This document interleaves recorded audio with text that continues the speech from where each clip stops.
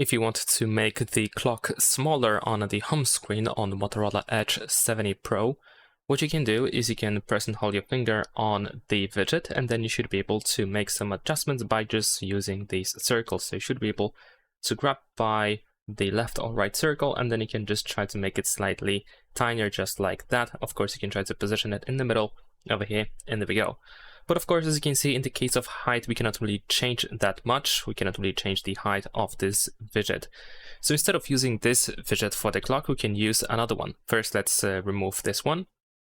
Then we're gonna press and hold our finger on an empty space on the home screen. And then we can go to widgets here at the bottom.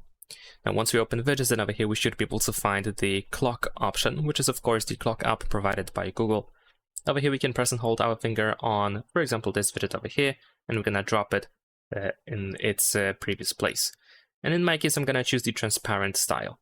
There we go. And in the case of this clock, as you can see, I can actually make it tinier. I can make it take less space. Of course, I can make it bigger if I want to, but of course, we can also make it smaller as well, which is, I guess, the purpose. And that's pretty much it. Leave a like and subscribe.